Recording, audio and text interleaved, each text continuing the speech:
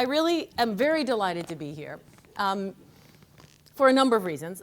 It's really exciting to talk to other Brown alum, to talk to such a wide range of the intersections of the Brown community, which I think we need to do more of and be in sort of as much conversation about these types of issues together as much as we can. Because it's a particularly fascinating contradiction that we live in, where we talk constantly about the notion of being a multiracial society and having transcended a variety of matters related to inequality, although we haven't transcended anything about class, but when it comes to race, we're very open about that. And yet we find ourselves exchanging ideas virtually. Very rarely in the same space, very rarely about some of the tough subjects, and certainly not sufficiently enough about the things that we share cross-racially. Now let me just explain what I mean by that. We talk about larger issues, say if this were healthcare talk, we could all be in here and talk about healthcare. But to talk about race or about gender in a mixed, multiracial, multigendered, multi-orientation community is a much harder thing to pull off, because what we actually share on those subjects is popular culture more than anything else. We don't actually share lived experience nearly as much as we think we do across race. We all have friends of different backgrounds. Don't have that thought, I know. I've heard it, said it. We all, I have a friend who, that's not what I mean. I have 3 friends who, that's not what I mean. 11 friends, I can keep counting, it doesn't change my point, which is to say that we exchange the most cultural knowledge about race through popular culture. We think we know each other through it. So when a friend or colleague of mine the other day says, "Oh, can I call you Shorty?"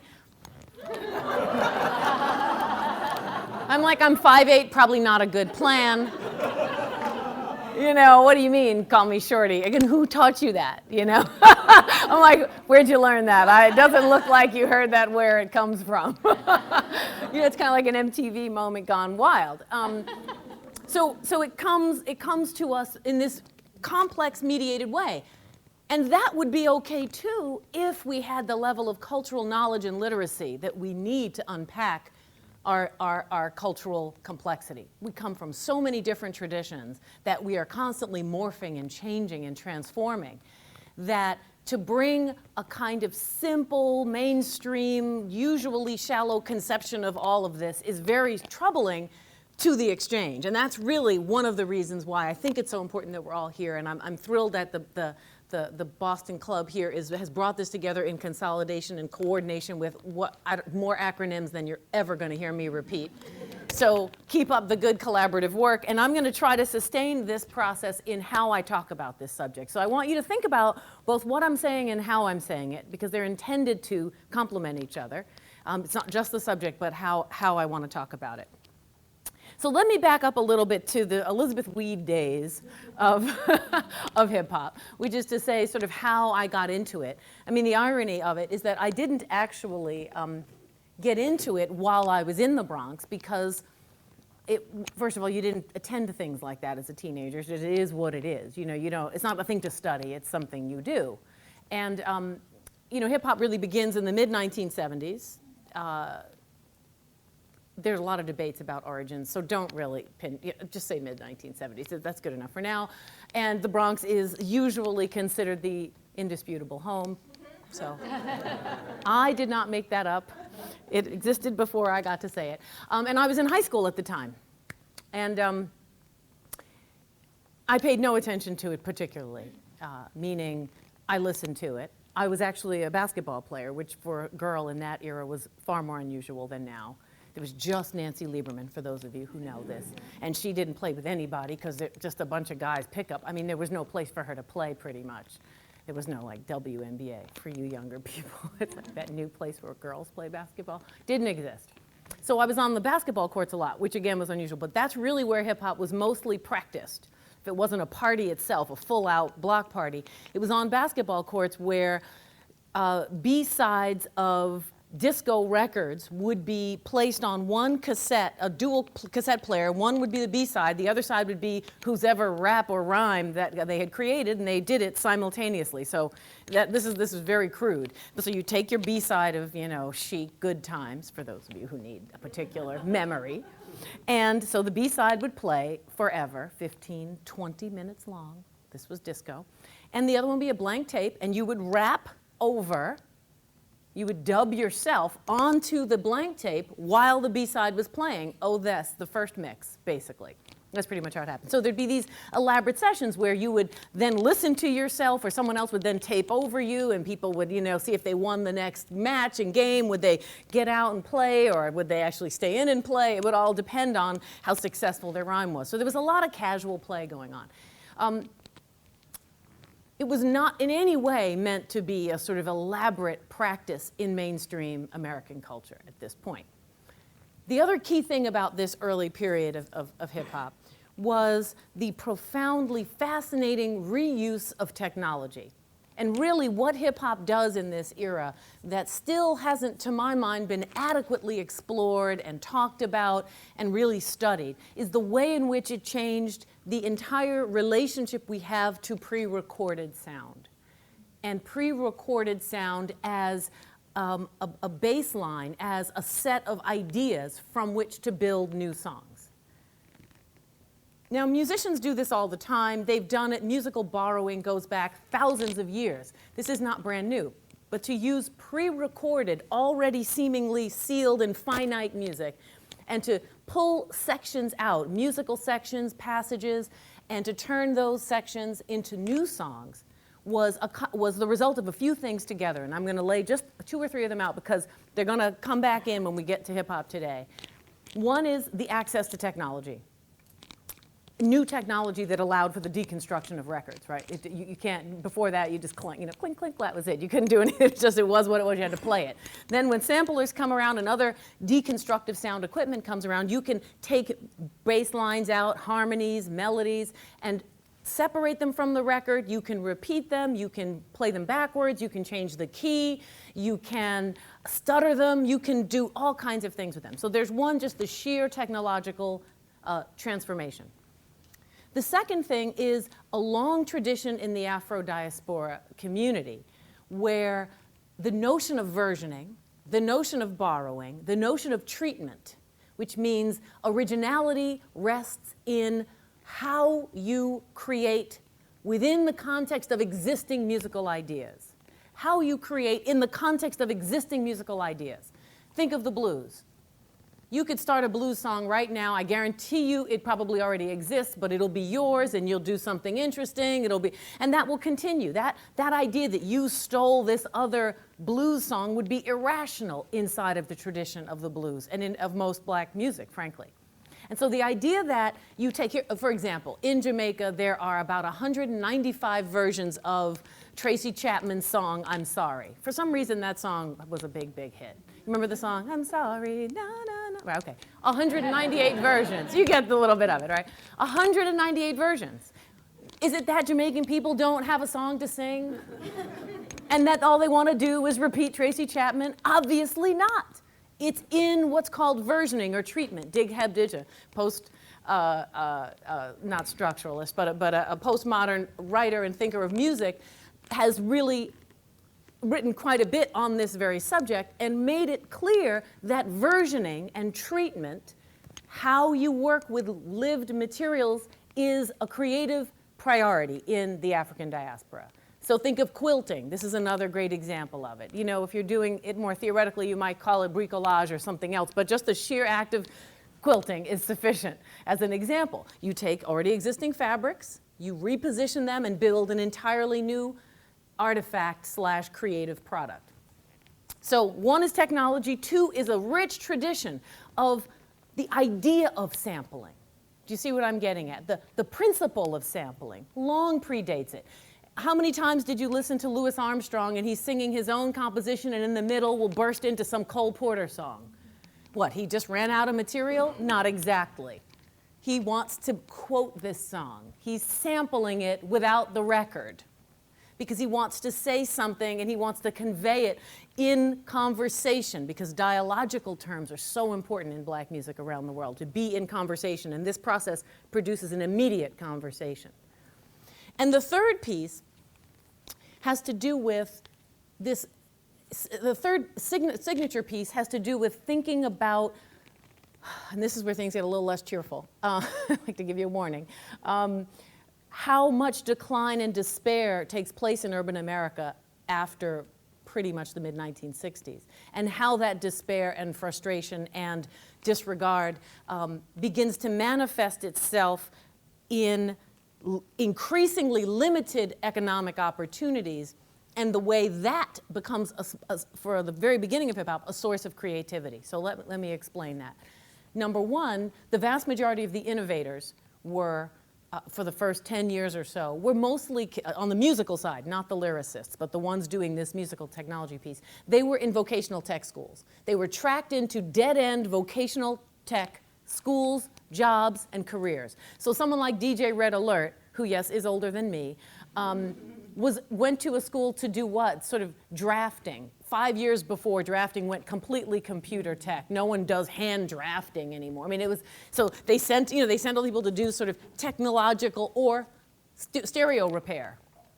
Half of them were stereo repair kids. They were not going to general ed school so they would get good grades to go to Brown. They were sent to vocational tech school so that they could go get a nice working class job in a career that most often simply was not going to exist anymore. These were not high-tech training jobs. These were low-tech jobs, repairmen for the most part. So all the original sort of DJs who built their own equipment knew the equipment inside and out. Why? Because they were being trained to repair. Exactly. So like, oh, I know how to fix it, and I actually know how to entirely rebuild it. So I'm just gonna completely rebuild it and let it do what I want it to do. So at the same time, this is not a profitable thing, but it is about how a dead end, a space is made out of a dead end, right? An avenue is made out of a dead end. Now, this is a very romantic story about early hip-hop that I'm telling, because I'm emphasizing all of the creativity and I'm emphasizing all of the ways in which these traditions create possibility and open up exchange. But that's not all that's going on in that era. It's also a profoundly destructive period of time for Black America. And frankly, we haven't quite dug out of what really takes place after the 1960s in terms of what urban theorists would call urban renewal, which really it was not. It was a sort of reclaiming of certain spaces and the sheer destruction of what were already very fragile communities. I don't have time to talk to you about how northern, particularly urban cities, ghettos became really the new symbol of the crisis of segregation and racial discrimination. And they continue to stand as these incredible examples of what's not happening and what's not being lived up to. And yet we simply have no capacity to talk about it in a meaningful and structural way in the culture now. So in that space, which is where hip hop is born, you have immigrant, multiracial, multinational Black exchanges, lots of Caribbean influences, lots of traditional sort of African-American Southern migrants, great-great-grandchildren, who work together to create this profoundly dynamic musical form, but it's also about expressing an awful lot of pain, an awful lot of anger, and an awful lot of just on the borderline of what Cornel West would call nihilism, right? This borderline of, I'm not quite not gonna make it, but it's really awfully close. So for the first 15 years, that's as far as it goes, pretty much. It doesn't say, I'm never gonna make it, I'm not gonna make it, it's not gonna work. You might have moments of it's not gonna work, but something always pulls you out. Well, that's because really, Black people in the modern world developed an obsession with a narrative of possibility, because it would be completely impossible to survive 400 years of this particular formation of slavery, because it's not just slavery that had to be survived. People have been surviving that for a long time.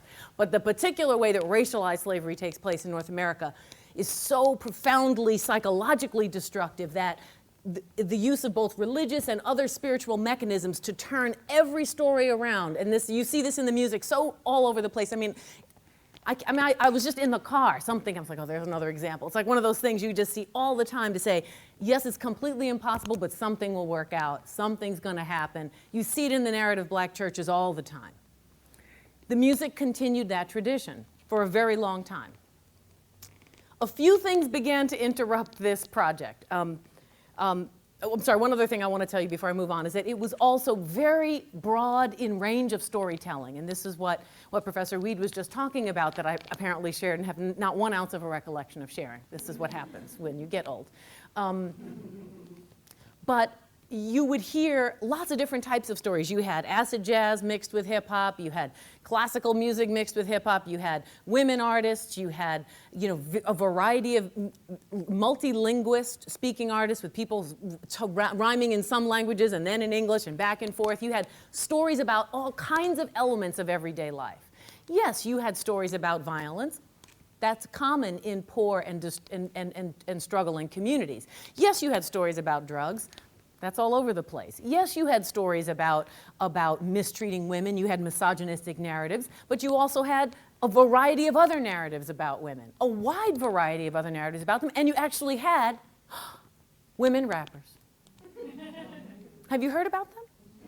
Should I have brought a picture? Should I have actually brought a picture to cover the charming Pembroke Center traveling materials? I could have just rolled out a female rapper or something. I mean, they existed. They were not just media fictions, they actually were part of everyday practice. There were female DJs, not a ton, that was always very much a male place, but there were a few. There were women dancers, there were women graffiti artists, although they had some struggle in the middle of the night getting, to the yards to do that kind of work, but they existed. Now when it's easier than ever to be a female rapper, you can't barely find one.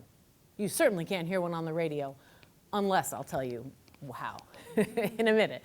So in this period, you had an incredibly wide range of artists who today would be considered inauthentic. You couldn't sell to the market today very easily. The artists that were just on the regular basis. Just in the car, I was listening to Brand Nubians. What's the song? Oh my goodness, I knew this was going to happen to me. It's on the record Soul Deep, I think. It's called, it'll come back to me. And Brand Nubians were on the radio singing about, structural racism. On the radio. I can't even tell you how wild that would be today. If I turned on the radio today and heard somebody talk about structural, I would stop the car completely, find out where the station was, go talk, just make sure it was really happening and that I wasn't having a fantasy. I'm not just talking about Public Enemy. Everybody cites Public Enemy, but it was a constant, diverse range. You had black nationalists, you had integration, multiracial, multicultural stories. It was about figuring it out, right? There really wasn't one victor. There wasn't one story. You had your gangsters, they were 25%. They're entertaining. So what happens? So black noise, comes and goes for me. Although I have spoken about it a lot, I do speak about many other things. I know it apparently doesn't seem so, and I teach about many, many other things, although that also apparently doesn't appear to be true. I have to remind people of this, that I don't just talk about hip hop. It's a weird kind of whole. It's an interesting another lecture topic. It doesn't happen to other subjects quite the way it happens with this one. But I decided I would never write about it again, because one, I was getting too old to be keeping up. It's like, I can't listen to this all day. And as the music, to my mind, in the commercial arena became more and more disturbing, not all of it, because a lot of it I like, but a lot of it was really beginning to freak me out. I was like, I don't really want to listen to this long enough to analyze it. Because I was listening to hip hop in a way that where I would be at, visiting my parents, I'd be eating cereal, they'd say something, and a whole rhyme would be triggered in, how that dissertation stage, and I'd be like, oh, well, that's just like so-and-so, and I would just start rhyming badly. But after, by 94, 95, after the Chronic, after West Coast started, it's like, I'm definitely dancing to it, but I don't really want to just break out in a Snoop rhyme. It's not, and it's not generational, it's narrative, right? Okay, so I say I'm never going to write about it again. We need more people to write about it, to deal with it. What do I have to say? I've said what I had to say. Two things happen. One, I begin to grow a little despondent about the state of affairs in the commercial hip-hop arena. And two, I discover that newer generations of students and journalists are using black noise to justify what's going on in 2000 and 2005. So I go to a conference at a place that will remain unnamed and hear a brilliant graduate student play some of the most destructive and troubling and not frankly all that creative, not that I'm a genius, but couldn't figure out what the point was, song, and then quote black noise as proof that it was a radical resistive structural response to some sort of something. I got dizzy, like I was in a doctor's office and they just given me a shot. I'm like in the back, I'm not kidding. I'm like in the back against the wall. They didn't know I came in. And I'm like, the room is moving. And I thought, oh my goodness, I felt like I had unleashed something terrible. I wanted to just like run out there and go, that's not what I was talking about. I know she means well, but this is insane. I have to tell you, I felt like this, like a religious guru and things had gone crazy, like it turned into a cult when it was like a yoga, community for freedom, and then it just turned into a cult on me. Like, no, really. This began to happen a lot. Hip hop's fundamentally resistive. It fights racism, it fights this all the time. Well, of course, no music and cultural form fight everything all the time. Political organizations don't barely fight everything all the time, let alone a musical form. But more importantly, so what? Hip hop in 1989 is a frozen snapshot for hip hop for the rest of human society, all in the future, no matter what happens. So I would say, and various lectures to people, so when the Ku Klux Klan comes up with a good rhyme, are you telling me you're going to quote my book and make the case that it's somehow this radically resistive anti-racist project? I was about this close, really, from seeing that. So that's number two. And I thought, okay, we have two problems here. The idea that people want to imagine that aggrieved communities, people who find themselves marginalized, misunderstood, whose creativity is disrespected, that we want to claim that those communities, no matter who they are around the world, that they are always in the act of resisting that position, and that they're not somehow also being transformed, potentially, by that experience, even as they struggle with it. That the desire to imagine that was somehow overtaking clear reality. And it was very, very difficult to figure out how to engage in that in a way that didn't get on a kind of bashing bandwagon, which is the other side of the scenario. How do you create a creative, intelligent response to what's possible, but a critique of what's happening?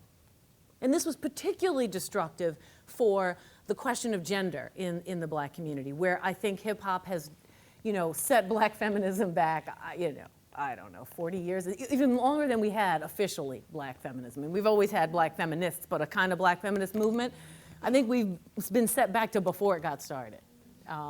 In terms of being able to publicly language and get, consent and agreement that there's a real crisis of the representation of black women and that it has an impact on young people. Not that we're, cause and response. Oh, you listen to this, you do X. This is silly, non-sophisticated cultural analysis. But no one will tell you, not a psychologist, not a cultural anthropologist, that the stories we tell ourselves about each other don't matter. No one's going to say that. And the more you tell those stories, the more they matter. So it is partly about degree.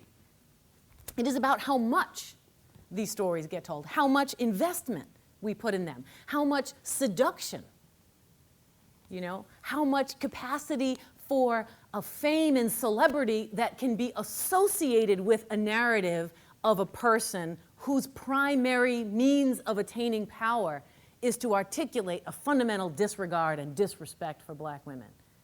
That it's not a secondary activity. It's in fact the primary activity.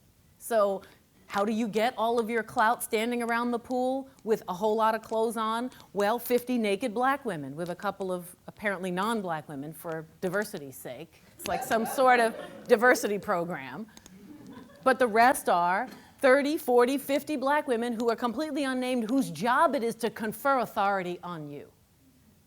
Because what happens if Junior is just sitting there by the pool by himself? Then he's just Junior. And you're like, what are you doing today?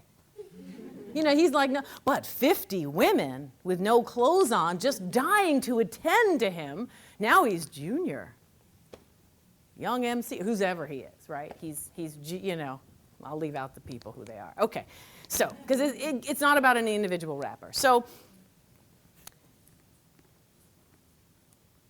as hip hop becomes a commercial juggernaut, all of the original flaws which all youth culture has. And it's perfectly fine because I've been involved in all of them and we all have excess in those formations. But as it becomes a commercial juggernaut, hip hop itself becomes this cash cow for perpetuating the most destructive stereotypes about African Americans as a whole for sale to the entire world, but especially to white America, frankly.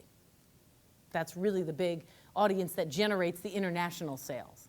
So it's a weird sort of, so what's the word I want to call, like a building block scenario where African American stamp of approval is required. As soon as black people say this is not really hip hop, it's not really hip hop.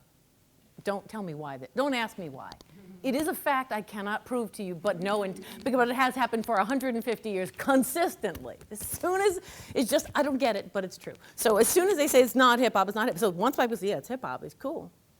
Then a larger number, once it's accessible, a larger number of people buy it, and then it becomes an international phenomenon. So it's a building block for which we have more control than we think, over which we have more control than we think. So as it becomes a commercial juggernaut, the range of stories that are told narrow dramatically.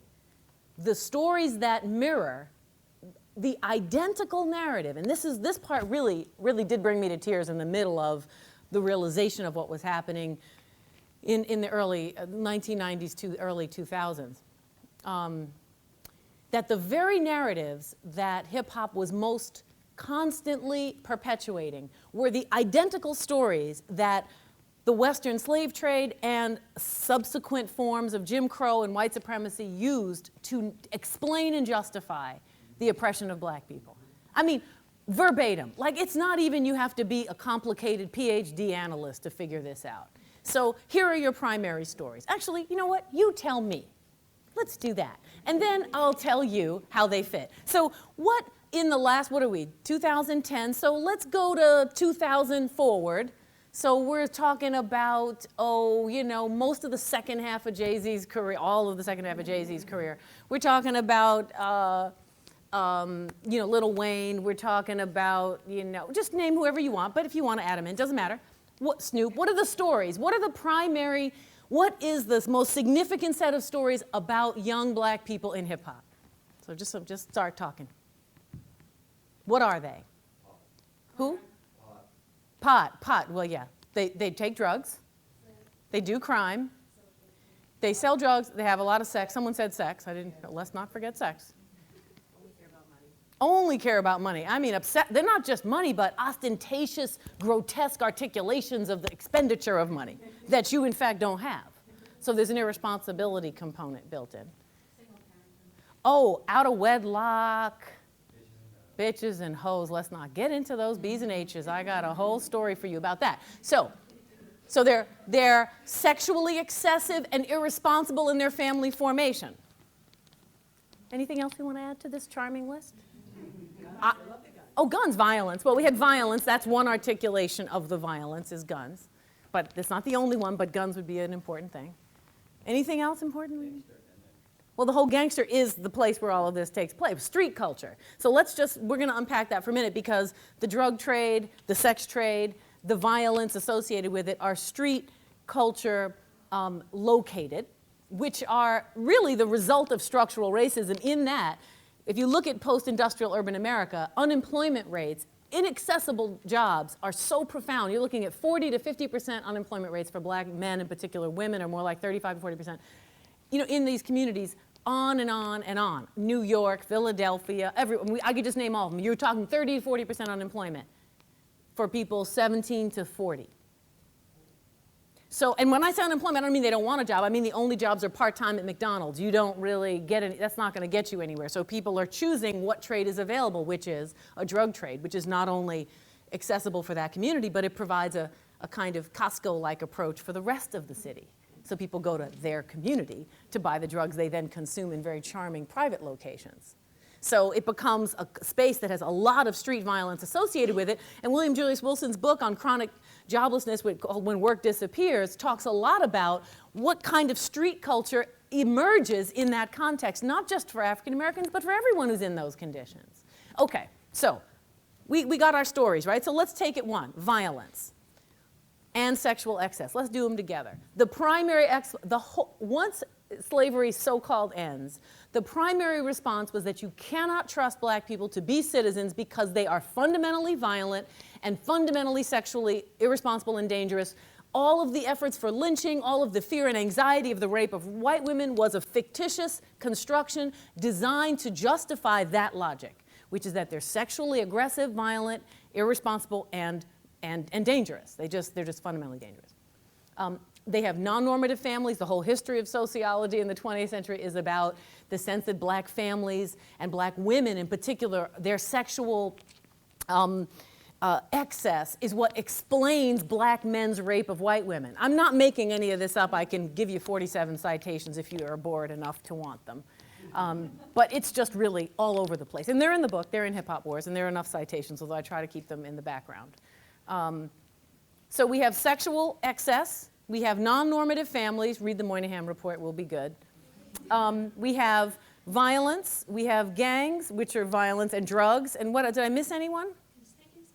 Conspicuous consumption, which is about non-normative behavior, excessive. In the Protestant work ethic, what do? You consume responsibly, right? Of course, Trump, you can have grotesque wealth if you're wealthy. But if you fantasize about grotesque wealth when you're poor, you're irresponsible. Okay, so this happened, this has been going on all along. Blue suede shoes, zoot suits, black style, the idea that there was this sense of pleasure in playing with style in consumptive ways was a sign of not quite being civilized enough, not quite being ready for prime time, not being full citizens. Now, it gets extra distorted after the 1980s, after the Reagan era of Wall Street excess, when those things become even more excessive. So to be excessive when everyone's being excessive, you got to have a clock, hanging off of your, you have to give yourself like a throw your back out to walk around. So what ultimately happens is what I call the hip-hop trinity, which is gangsters, pimps, and hoes, become the three central icons, really almost the religious core of hip-hop, meaning you have to narrate yourself vis-a-vis that triangle. So you're either a gangster or a pimp, one way or the other, which is about exploitation, hustle, and self-aggrandizement, right? Usually not in community, so it's not like, gee, I want to work hard for myself and others. It's I work hard for me, and I hope I'm taking advantage of you because that's part of my job, whether it's sexual or not, or you're a hoe, which could be a male in a vulnerable position, but is usually the place reserved for women. So when this triangle becomes the dominant commercial matrix for hip-hop, women disappear unless they're willing to perform in that triangle. And that's one of the reasons why they disappear, because they either have to perform masculinity so profoundly to be a gangster, or to be somehow a gangster, we know what we're going with the curse words, but like to be somehow a gangster who's also sexy, who's on the borderline of being a hoe, but not quite. So there's so Eve, poor Eve, the rapper was like, she was like surfing the whole time. She was sort of half gangster, half hoe, trying to, but not really, but it'd be enough. And we know Little Kim just went straight over to that, just picked a side. She's like, cool. Sold pinup, calendars and the like. I mean, really, really quite clearly. But then became a kind of gangster hoe in the sense that she narrated herself as an exploiter of sexuality, so that men would have to serve her. So she used the narrative of gangster excess and domination from a hoe's position. But that's about as creative as there was. That was like, nice work. like you say to someone, these are your limited options. Bust a move, come up with something new. She's like, okay, I'm gonna be a hoe who's a gangster, who's kind of a pimp in charge of the whole thing. That's kind of like what happened. Okay. So the point of this is not to say that there's nothing creative going on, because that is insane. I actually think, for example, that Lil Wayne has an incredible capacity for metaphor and storytelling. And sometimes he's hilarious, and he's creative in ways that are really unusual. And it's a gift you cannot train someone into. Trust me, I could sit here all day, write a rhyme, it'll never be that charming. Just won't happen. I've tried. I'm like, you got the right job, honey, good, just stay. This is a confirmation. So this is not to say that, and Snoop is incredibly talented. I love the lilt of his rhyming. I love the way he actually sort of sounds like, you know, the Mid-South migration trail. You know, it's like listening to Texas on its way to LA, you know, every time he opens his mouth. And and of course his whole energy in relationship to it is also regionally specific. And he's got a lot of, Jay-Z is incredible at, there's nobody who boasts like that dude. I mean, there's just boasting and signifying and telling the dozens are an art form in black culture that he clearly has spent time thinking about carefully and has elevated. So this is not about, by any means, a claim of a lack of creativity. Quite to the contrary. It's the combination of musical and lyrical creativity that got us into this mess, right? And I have a section at the end where I basically warn us to sort of beware the manipulation of the funk, because the music can be so compelling that there you are, caught out there with all this education, knowledge, feminist training, multiracial equality, justice for all, and there you are like, well, for these 15 minutes, you know, I'm just gonna pretend I don't know anything about that because the music has so drawn you in. That's one problem. The second thing is the lyrics are so creative that you get into the creativity of those lyrics, right? Now, this happened for a lot of reasons. I can't tell you all of them because you'd be here too long, but let me give you just a couple of reasons how this sort of came into being. One is really global media consolidation. So there really is a structural force in play here. It's not just you tell bad stories and everybody buys them and that's just inevitable. It's not inevitable. The consolidation of mass media after 1996, the Telecommunications Act that made it impossible for smaller radio stations, smaller outfits for sharing music in local communities, it was impossible for them to survive because the laws allowed for larger companies to buy up smaller labels and smaller radio stations in big city markets. If you bought the book and you want to turn to the appendix in the back, you will see a heinous representation of what ownership looks like now of black music radio stations in America. There are 3 companies that own almost every radio station that plays any black music, not just hip hop, in the top 22 cities where the vast majority of black Americans live. So if you think you're hearing the same song everywhere you go, and you say you have a hoe in a different area code, yes, that's a ludicrous lyric. Yes, make clear you're like, why'd she say that? It's true. Repetition went up from 40 times a week to 140 to 200 times a week. Because why? Because the record industry was failing and they had to find a way to create mass need and desire, and so they focused in on lowest common denominator. They focused in on that unarticulated American unconscious about black people, right? And we bought it because it was well done and creatively articulated to us by least of all expected black people.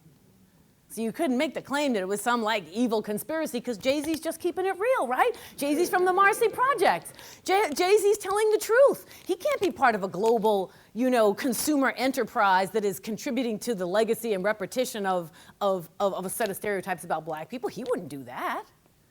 He must be a trickster. Must be like some radical, you know, like, well, bring it on, show me the you know, let's do it. And every time we do, we get like 2 ounces of radical and 16 pounds of not so radical.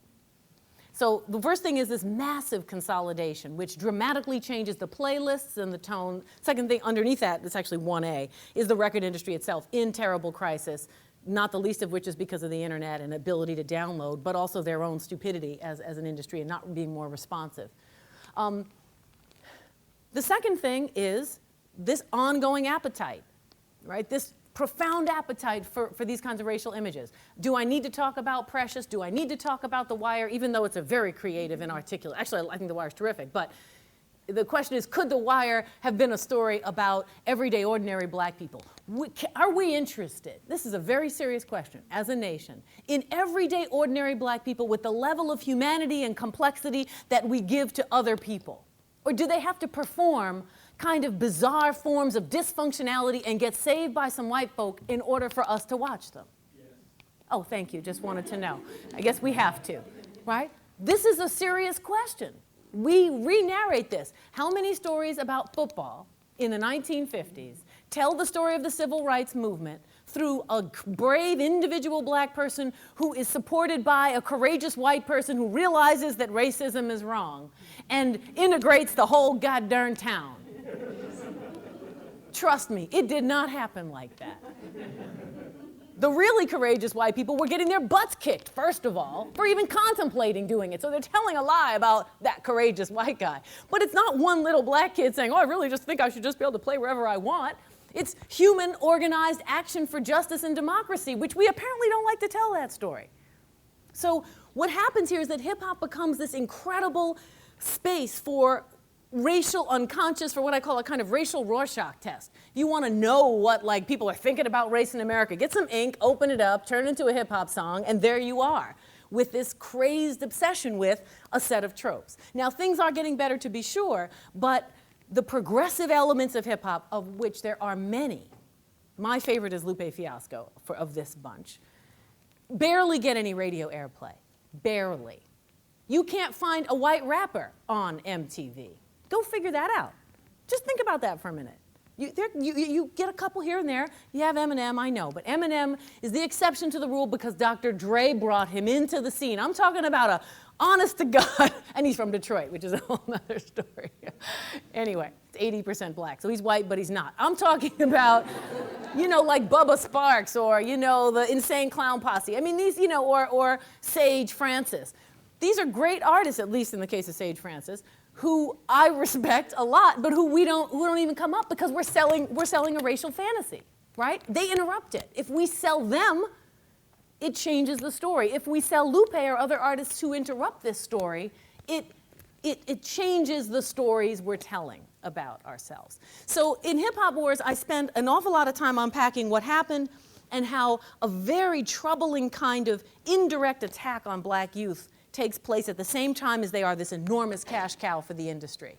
So you have this huge right-wing attack that is also black and white. It's not one color because you have black conservatives and black liberals who get fed up with hip hop, especially in the civil rights generation, who go on rampages attacking hip hop, but they have nothing to say about corporate, consolidation. They have nothing to say about who's buying all these records, and then you have this huge set of attacks on the one half of the book, and the other half is about the enormous defense of hip hop. And this is where I want to end, and then hopefully you'll have questions and I can tell you more. But the second half is about why we have to stop defending what's gone wrong. And that we have to become sophisticated enough to say that you can love hip hop, you can be interested in it, you can enjoy certain artists, but you're not going to defend the genre as a whole, no matter what it does. And that there's a certain kind of maturity we have to have in relationship to that in order to have it change in the ways it needs to change. Because we have a tremendous amount of leverage in this regard, particularly people who really listen to the music. And so I spend the second half of the book unpacking the 5 biggest defenses of hip hop. The first half is the 5 biggest critics. It causes violence, it's destroying America, black America, it's demeaning women, as if, well, there's a whole critique of that particular line of reasoning. But the second half is about we're just keeping it real, that somehow hip hop is just authentic no matter what, that we didn't invent sexism, true, but you're working very hard to add a new twist to it. There are bitches and hoes, which was really the catalyst for the book. The whole Rutgers Snoop Dogg incident with Don Imus was just that moment when I said, okay, if Snoop is defending black women by saying, he's defending the Rutgers basketball team. Now, watch this now. Listen now. By saying that Don Imus, because he's not a black man in the street or a pimp, literally, he's not authorized to label the black women that Snoop is authorized to label. This is pretty much a lengthy version of a quote I'm giving you. And there are bitches and hoes. These aren't them. These are upstanding good women. He doesn't know the difference. So now people are supposed to be like, yeah, thanks, Snoop. After he says this, pin drop, nothing. No critique, no analysis, no women artists, nobody in the industry, nothing. So this sort of, how do we develop a language for critique? How do we develop a way to challenge what's going on without bashing it all, but that holds the culture to the standards we have for each other in everyday life, was the model for the book, to figure out how to do that and to provide some opportunities. So I end on 6 principles, which I'll share in the Q&A, on basically how to approach the problem in such a way that we avoid this history as much as possible and give ourselves a real opportunity for, in a sense, not so much preserving hip hop, but preserving the consciousness that makes the kind of community we want to make. Because that's really what it's about. It's not about the music itself. It's about how do we create a consciousness that really enables a multiracial community of equality and respect and articulation of suffering, rage, and impossibility. And how do we do that in a way that makes possibility? And I think we owe that to young people today, to really demand that. Because if it's not hip hop, it'll be something else. We'll see these same stories all over again. They'll show up somewhere else. And the more they show up, the longer it's going to take to get where we want to go. So there's a tremendous amount at stake here. So I'm going to stop here, and hopefully we'll talk some more in the Q&A. Thank you very, very much.